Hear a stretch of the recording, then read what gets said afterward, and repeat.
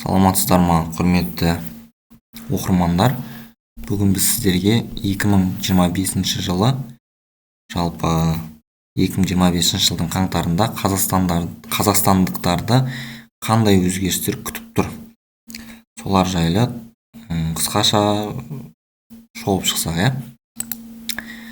Бірінші, қазақстандықтар электронды түрде екпе егуге келісім бере алады немесе бас тарта алады. Электронды түрде, онлайн түрде. Және де 1 қаңтардан бастап жас қазақстандықтарға энергетиктерді сатуға тыйым салынады. Яғни энергетикалық сусындарды. Одан кейін такси агрегаторлары мен такси жүргізушілерінің жұмыс ережелері өзгереді.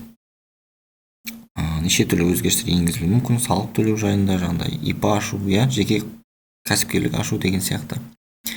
Оны көре жатармыз алдағы уақытта. Мемлекет кәсіпкерлерге бірқатар қаржылық емес қолдау шараларын көрсетеді. Шағын бизнес субъектілері үшін заңды тұлғаларды мемлекеттік тіркеудің өтініш беру тәртібі енгізіледі. 2025 жылғы 1 қаңтардан бастап банктер мен қаржы ұйымдары биометрия нәтижелері бойынша электрондық құжат қалыптастыратын болады. Неше түрлі құжаттар, 2025 жылдан бастап еңбекші көшіп келушілерге рұқсат берудің жаңа ережелері енгізіледі. Қазақстанда жылжымалы мал шаруашылығы, хайуанаттар бағы, жылжымалы океанариумдар мен жануарлардың көшпелі көрмелерінің қызметіне тыйым салынады.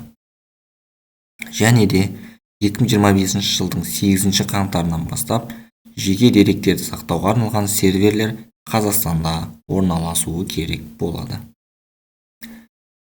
Алдағы уақытта бұдан да қызық ақпараттар сіздерді күтіп тұр. Бізбен бірге болыңыздар.